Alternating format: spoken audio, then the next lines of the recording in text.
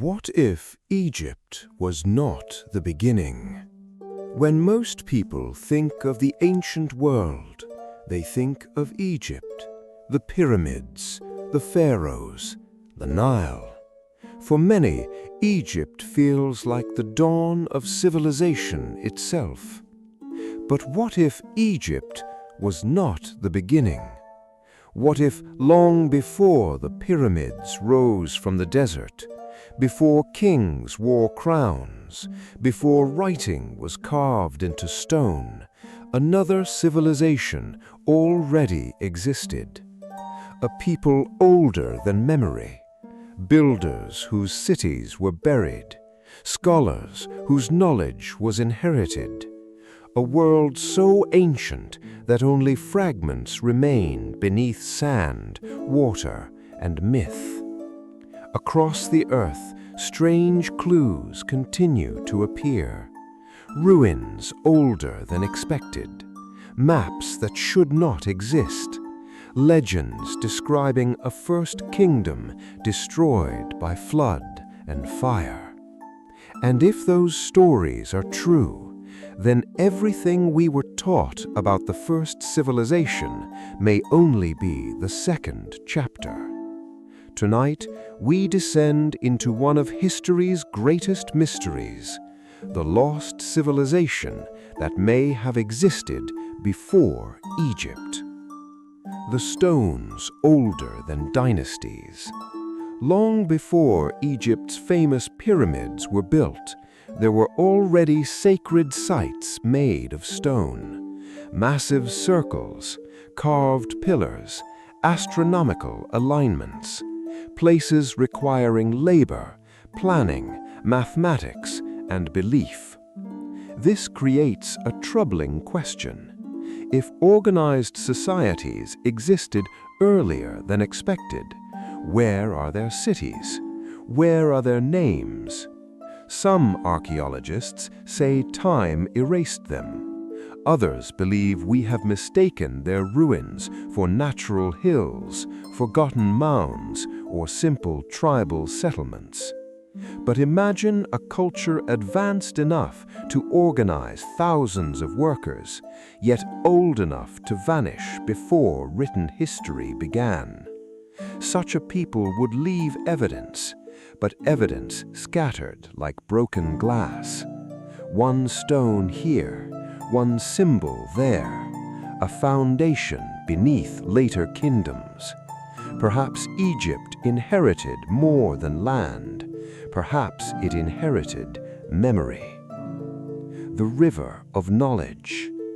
Egypt did not emerge in emptiness. When dynastic rule appears, it appears with surprising sophistication. Architecture, religion, agriculture, administration, astronomy, complex symbolism. Usually, civilizations grow slowly and visibly, yet Egypt seems to arise already mature. Where did that sudden refinement come from? Some scholars argue gradual development along the Nile, reasonable, but legends within Egypt itself sometimes speak of an earlier age, a time when divine rulers taught sacred sciences, when knowledge was brought from lands lost to catastrophe. Myths are often dismissed, yet myths sometimes preserve memories in symbolic form. What if the gods were remembered survivors of an older culture, teachers arriving after catastrophe, carrying calendars, engineering methods, and stories of a vanished homeland? If so, Egypt was not born, it was rebuilt. The city beneath the sand. Deep desert surveys have revealed buried foundations beneath layers of shifting sand, walls aligned to stars, road grids older than nearby monuments, water channels where no rivers flow today. Some of these remains are difficult to date precisely, but their orientation suggests intentional planning far earlier than expected habitation. Imagine a city swallowed not by war, but by climate. A greener Sahara once held lakes, grasslands, and life. Then the land dried, winds rose, settlements were abandoned, sand became their tomb. If an advanced pre-Egyptian society lived there, the desert would hide it perfectly.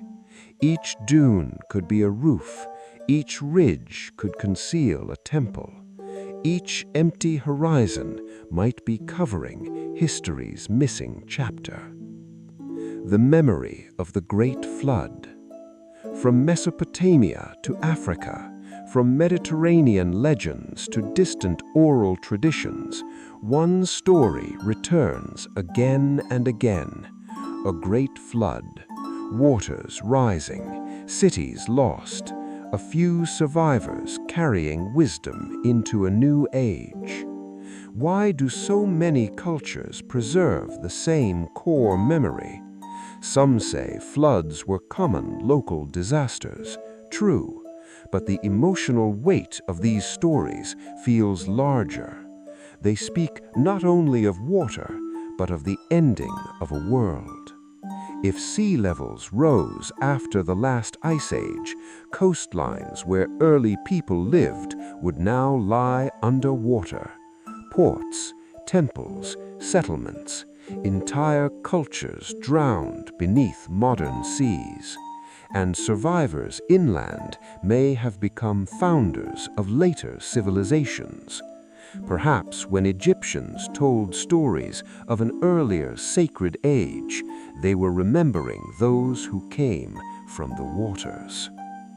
The knowledge of the stars. Ancient civilizations often tracked the heavens with remarkable precision, but some early alignments suggest observations gathered across very long periods, generations upon generations of sky watching. To know subtle stellar shifts requires patience over centuries. Who began that tradition? If Egypt inherited advanced astronomical traditions, then someone before Egypt may have already studied the stars. Imagine coastal priests or desert scholars recording solstices thousands of years earlier, mapping constellations, tracking seasons, predicting seasons. When their homeland vanished, they carried the sky with them. Temples can fall, libraries can burn, but knowledge memorized by devoted keepers survives. Perhaps that is why so much ancient architecture seems obsessed with the heavens. It was the one map disaster could not erase. The first builders. Look at the oldest megalithic sites around the world. Huge stones moved without modern machines, precise joints, massive effort, long-term planning. These are not random tribes stacking rocks. They are coordinated societies with leadership, engineering, and ritual meaning. What if the earliest master builders belonged to a network of cultures far older than we assume? Not one empire, not one nation, but connected knowledge traditions spread through migration. When one region collapsed, builders moved elsewhere. Skills survived by travel. This would explain why distant monuments sometimes echo similar ideas. Solar alignments, sacred geometry, cyclopean stonework. Monuments designed to outlive memory itself. Maybe they knew collapse was inevitable, so they built in stone for us. The language that became symbol. Before alphabets, before formal writing, symbols carried meaning. Animals, stars, hands, serpents, circles, boats. Many of these images appear across ancient cultures. Coincidence? shared psychology or inherited symbolic systems older than known scripts. If a pre-Egyptian civilization used symbolic communication, later societies may have adapted fragments into religion and writing. A serpent could become royal power, a sun disk divine authority, a boat the journey between worlds. What we call mythology may sometimes be translation errors from a much older language of symbols. And if true, then ancient temples are not merely decorative, they are archives. We simply forgot to read them. The question history fears. If an older civilization existed before Egypt, why is proof so? Don't forget to like and subscribe for more. The temple under the water. Off the coast of several ancient lands, divers have reported columns resting beneath the sea, staircases descending into blue darkness, stone blocks aligned too neatly to be natural, platforms where fish now swim through what may once have been halls. Skeptics often argue nature can imitate design. Sometimes that is true, but not always. There are places where right angles, cut grooves, and arranged foundations strongly suggest human hands. If coastlines were lower in distant ages, then many early settlements would now lie underwater. The first great harbors, the first shrines, the first cities built beside rivers meeting the sea. Water gives life to civilization, and when waters rise, they can also erase it. Imagine survivors rowing above the drowned towers of their homeland, carrying children, seeds, and memory. Would they not tell future generations of a lost world beneath the waves? Would those stories not become legends of sunken kingdoms? Perhaps the ocean does not hide fantasy. Perhaps it hides archaeology. The priests who knew too much. Ancient priesthoods were more than religious figures. They tracked seasons, stored records, measured floods, observed stars, preserved medicine, advised rulers. In many early civilizations, priests seemed to possess knowledge beyond the average person by enormous margins. Where did that concentrated wisdom come from? Was it developed slowly in temples? Likely in part. But what if some orders were founded by inheriting older traditions from survivors of an earlier age? Small groups can preserve advanced understanding while the wider world rebuilds. A few trained minds can restart calendars, agriculture, and engineering. To later generations, such teachers would appear almost divine. They would know when rivers rise, where to build, how to orient temples, how to heal wounds, how to predict eclipses. And so myths of god kings and sky teachers may not describe magic at all, but memory of knowledge unequally distributed after catastrophe. The stone map of the sky. In one ruined sanctuary, researchers found a ceiling covered with stars, constellations, planetary symbols, celestial pathways. At first glance, it resembled decorative art. Then astronomers studied the arrangement and found it matched the heavens from a date far older than the structure itself. How can a monument preserve a sky from an earlier era? There are only a few possibilities. The dating is wrong, the star map is symbolic, or the builders inherited older observations and copied them faithfully. If the third possibility is true, then ancient monuments may contain memories stretching back thousands of years before their own construction. Think about that. A temple built in one age, carrying the sky of another. Stone as a time capsule. Architecture as memory. What else around us may be older than it appears? The caravan from nowhere. Records from desert traders mention meeting strangers unlike any neighboring peoples. They arrived with polished tools, rare seeds, blue stones, and unfamiliar measuring devices. They asked for water. They traded generously, then vanished into routes no one could follow. No camp remains were ever found. No known kingdom claimed them. Descriptions say they carried themselves like nobles, but wore weathered clothing as if fleeing something long and difficult. What if such stories preserve encounters with remnants of displaced cultures, refugees from lands lost to drought or flood, peoples whose cities were gone, but whose skills remained? Civilization does not disappear all at once. It breaks into fragments, families, guilds, teachers, merchants, wanderers, each carrying a piece of the old world into the new. And when enough fragments gather, a civilization rises again. The first library that left no books.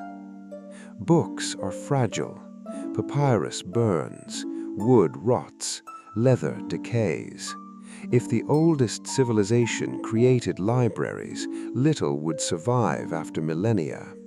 But knowledge can live without books, in chants, in apprenticeship, in architecture, in ritual repetition, in symbols carved into stone.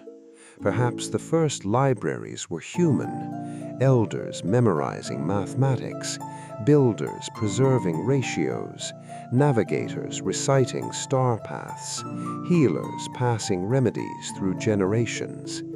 Later societies may have mistaken these traditions as sacred mysteries because they no longer understood their practical origin. When written archives finally emerged, they may have recorded only the final echoes of something once far greater. So when historians ask where the earliest books are, perhaps they ask the wrong question. The oldest library may have walked on 2 feet. The desert glass. Across certain deserts, explorers have found patches of natural glass formed by extreme heat. Scientists debate causes, meteor impacts, lightning, rare geological events. Yet some pieces were prized in antiquity and carried into royal treasures. Ancient peoples recognized their value. But imagine living near such a place long ago. One day the sand itself melts, the horizon burns, the earth shines like crystal. Would you not remember it as judgment from heaven? Would you not flee? Large catastrophic events can transform landscapes and beliefs alike. If an early civilization experienced impacts, fires, floods, or climate collapse, survivors would encode those events into myth. Dragons of flame, hungry gods, sky serpents, world-ending waters. Behind many myths may stand real trauma remembered poetically. The bloodline of memory. Some royal houses claimed descent from gods, stars, or ancient founders who came from elsewhere. Modern minds often dismiss such claims as propaganda. Often they were, but political myths usually attach themselves to something already respected. Why would rulers repeatedly tie legitimacy to forgotten ancestors from a lost age? Because memory of that older culture still carried power. To say, "we come from them," meant authority. It meant wisdom. It meant rightful rule. Even if details were exaggerated, the pattern matters. Again and again, civilizations look backward to a first age, a golden age, a time of founders, a world more ordered than the present. Maybe nostalgia created those stories, or maybe dim historical memory did. Civilizations know more about their beginnings than later generations assume, even when they speak in myth. The threshold of proof. We may never find a giant sign buried in sand reading, "Here stood the civilization before Egypt." History is rarely that generous. Instead, truth arrives in fragments: a submerged wall, an impossible date, an inherited symbol, a star map too old, a flood memory shared across continents, a sudden leap in knowledge. Each clue alone can be debated. Together, they form a shadow, and shadows tell us something solid blocks the light. Perhaps one day new technology will reveal drowned cities beneath the sea. Perhaps deep desert scans will uncover avenues and temples older than dynasties. Perhaps inscriptions will be found naming a people lost to time. Until then, the mystery remains one of the most powerful in history. Not whether Egypt was great, it was, but whether greatness itself had an older teacher. The city drawn in the caves. High in a mountain range, far from any known ancient capital, explorers discovered a cave system decorated with unusual paintings. Not animals, not hunting scenes, not rituals. Entire cities.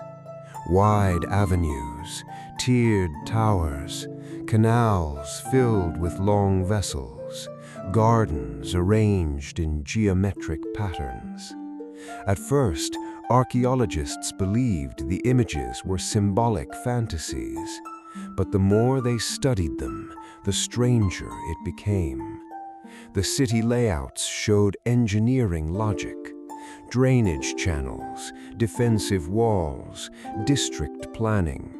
Even what appeared to be star observatories on elevated platforms. These were not the random dreams of primitive artists. They looked like memories.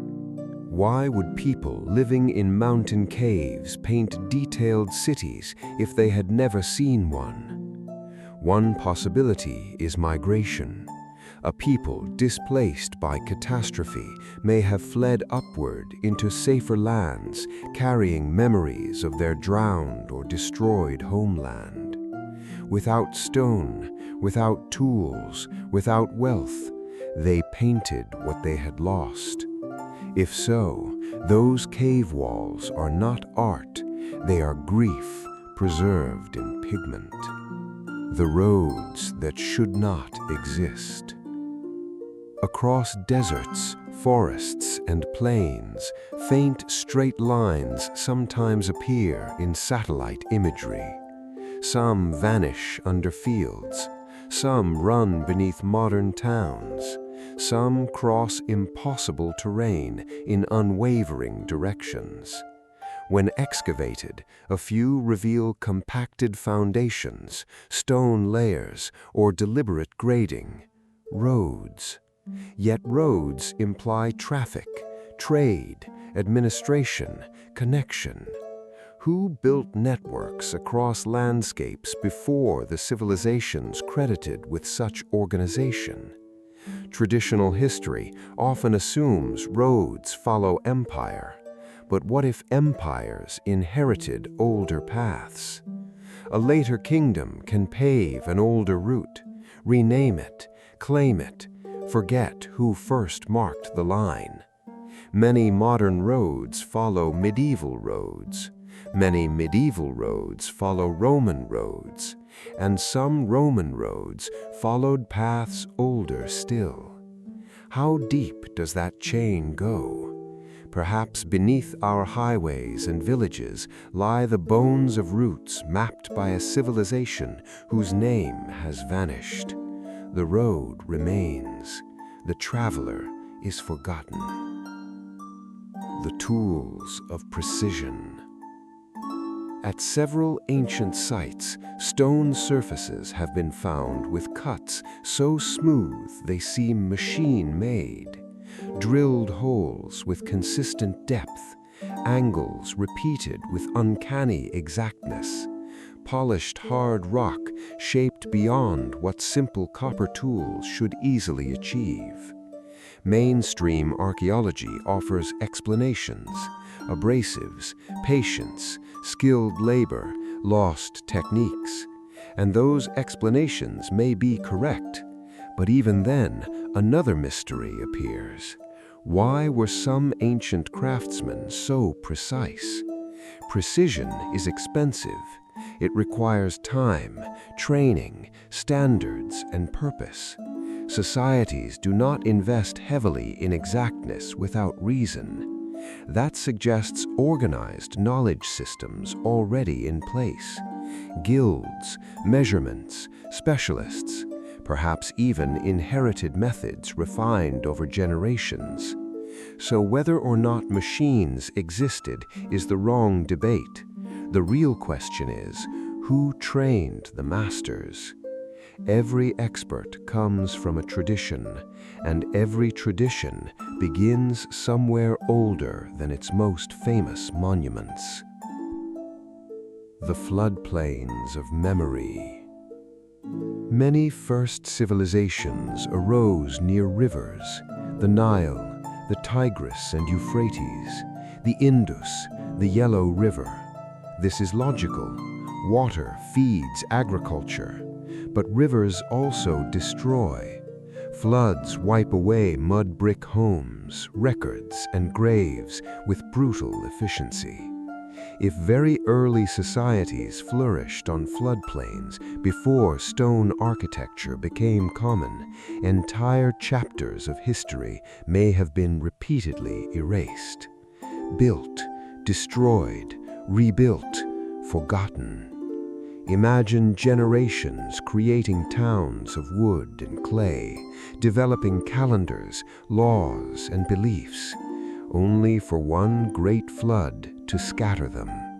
Their descendants start again elsewhere, carrying only stories and practical knowledge.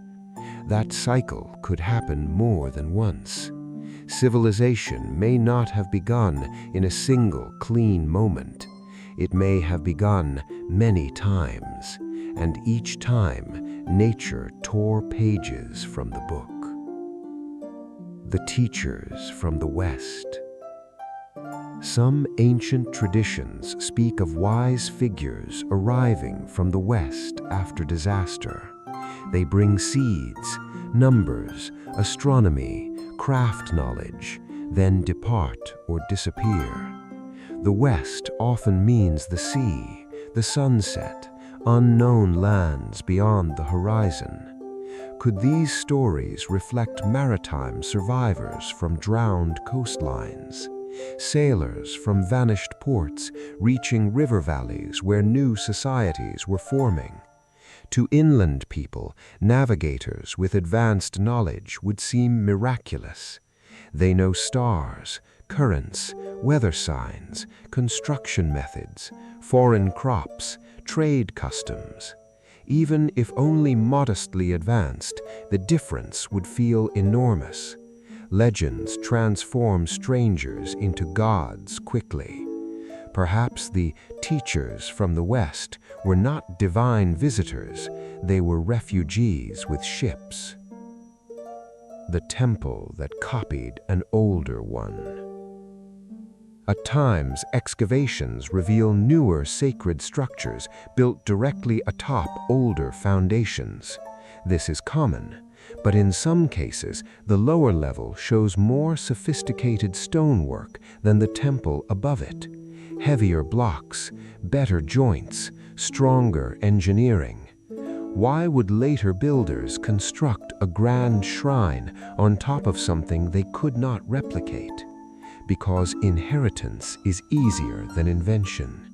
If an older sacred platform already commanded reverence, later societies would reuse it, expand it, rename it, consecrate it anew. Over centuries, memory of the first builders fades.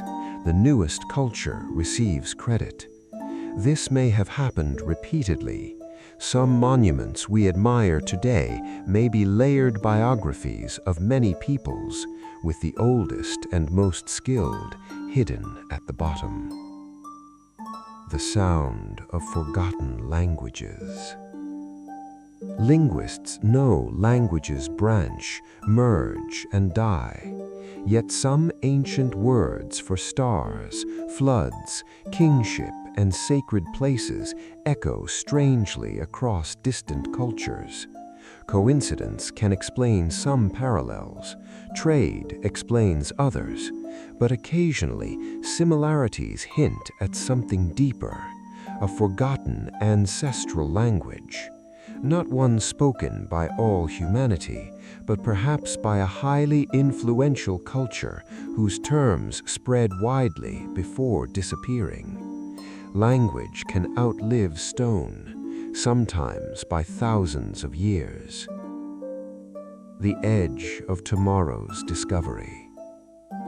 Right now, somewhere beneath desert crust or offshore sediment, there may be walls no one has scanned, harbors buried under silt, storerooms sealed by collapse, human remains carrying untold ancestry, a tablet naming rulers older than accepted chronology, a map carved before the oldest maps we know.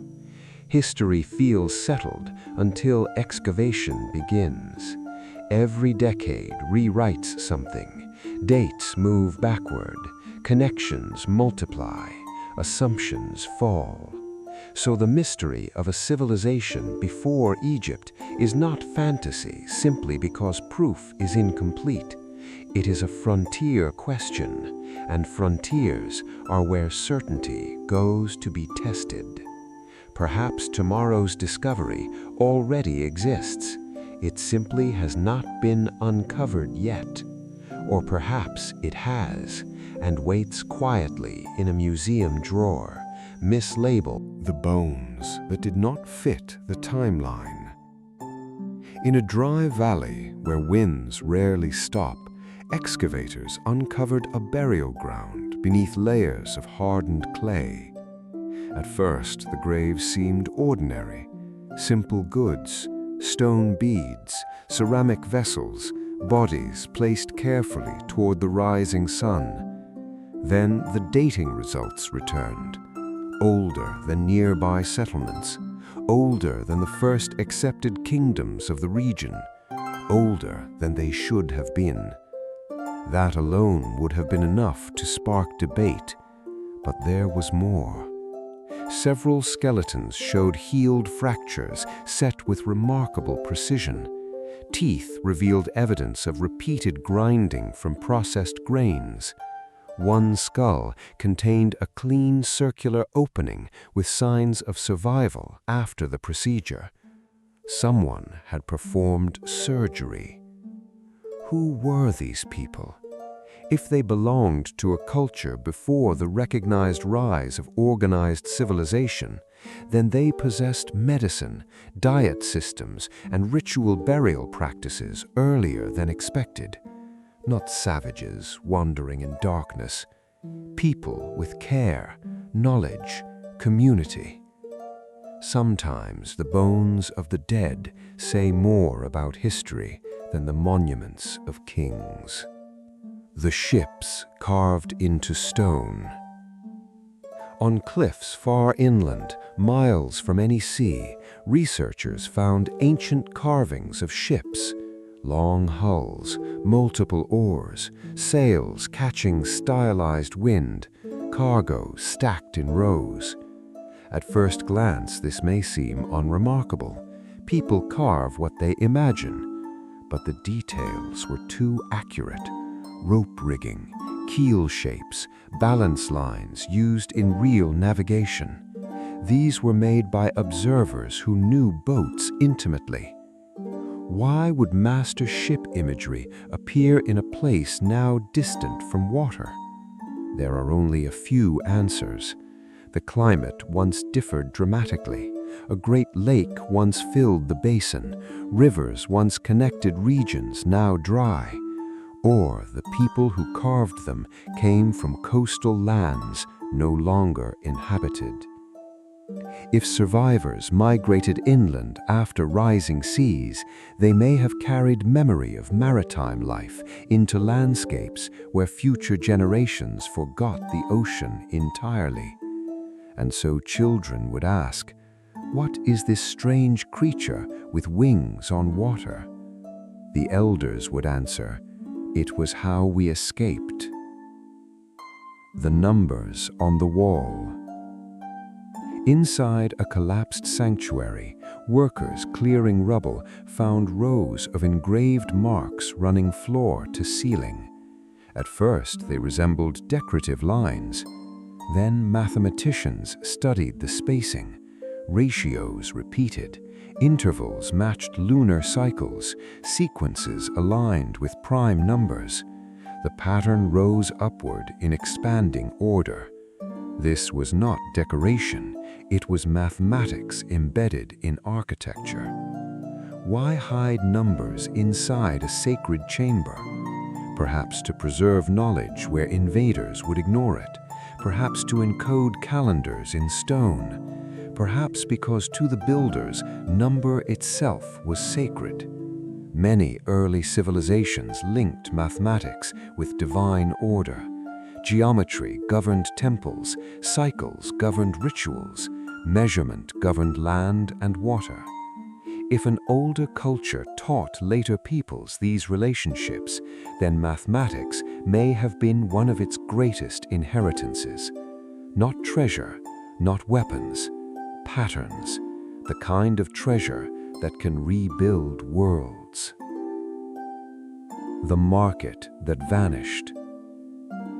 Excavations in a fertile basin uncovered a large plaza surrounded by storage rooms and workshop spaces.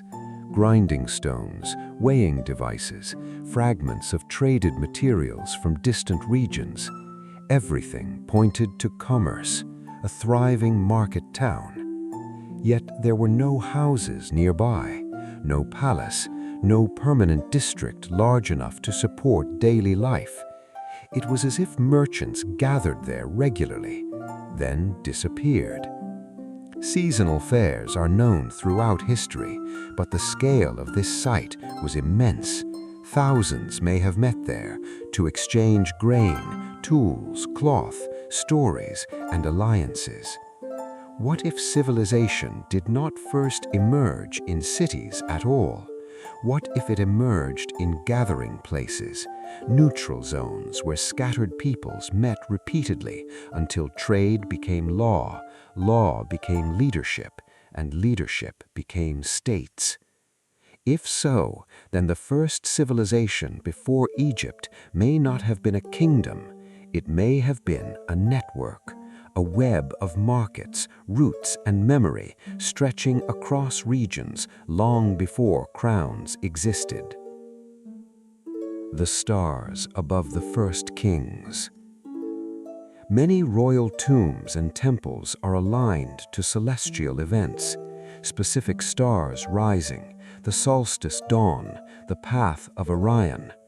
This suggests more than superstition.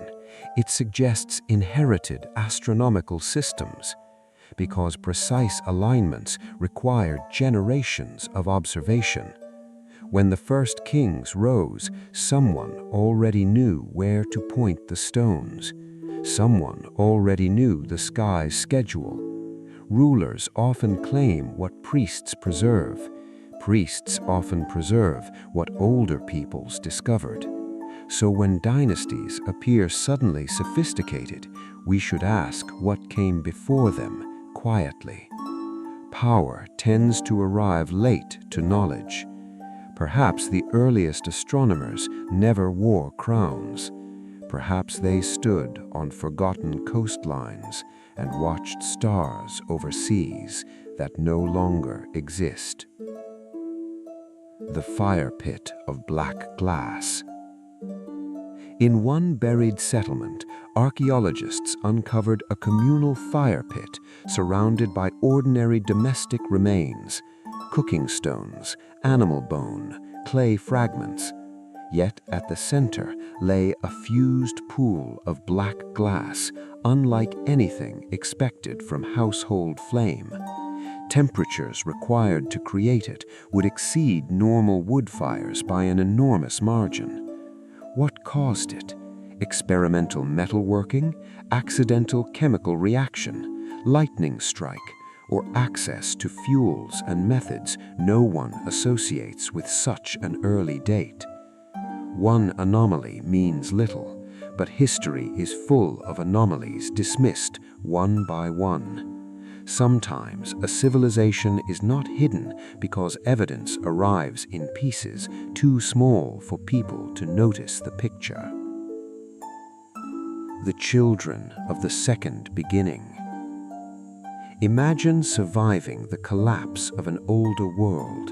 Your ports drowned, fields salted, roads broken, libraries gone. You carry children inland.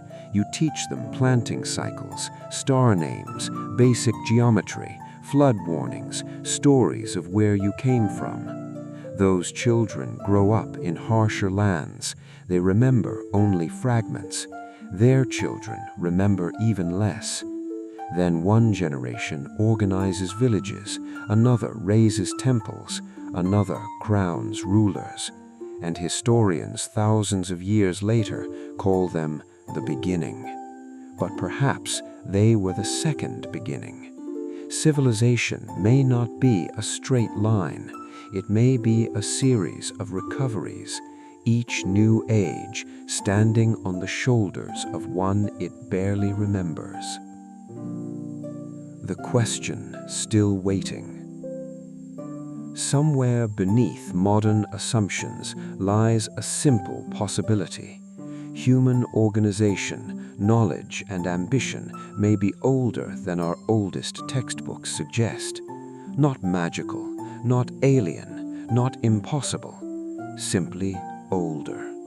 Older cities erased by sea, older roads swallowed by desert, older teachers transformed into gods, older measurements hidden in temples, older grief painted on cave walls. If that possibility is true, then we are not discovering fantasy. We are recovering humility, because the past may be deeper, wiser, and more complicated than we imagined. And if one civilization existed before Egypt, then what existed before them? Before the first dawn. Tonight we followed broken roads beneath the sand. We stood beside drowned stones beneath dark water. We listened to myths that may be older than memory, and we asked a question few dare to ask. What if the world's first great civilization was not the one history remembers, but the one history lost? Perhaps before Egypt, before kings, before pyramids touched the sky, there was another dawn. A people who studied the stars before temples rose, builders who shaped stone before dynasties were named, sailors who crossed coastlines now buried beneath the sea, teachers whose knowledge survived only as legend.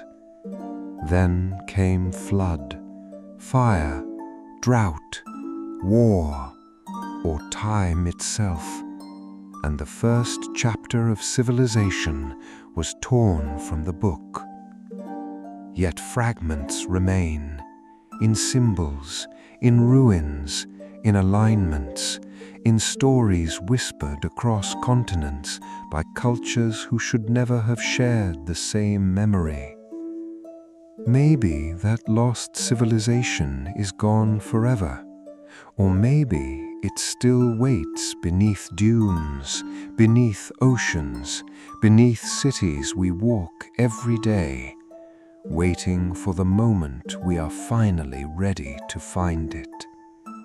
Because history is not a finished map, it is a landscape still covered in dust, and every shovel, every scan, every forgotten cave may reveal something that changes everything.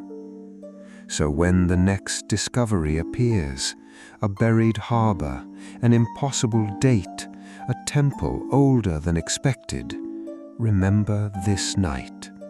Remember that the past is deeper than it looks, and some truths sleep for thousands of years before they rise again.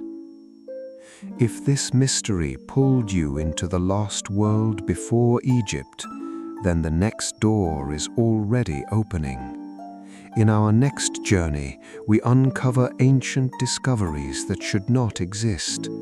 Machines buried in tombs, maps older than history, cities hidden beneath oceans, and artifacts that challenge everything we know. After that, we descend into unsolved mysteries still haunting the ancient world. Signals from ruins, doors with no walls, civilizations that vanished in a single night.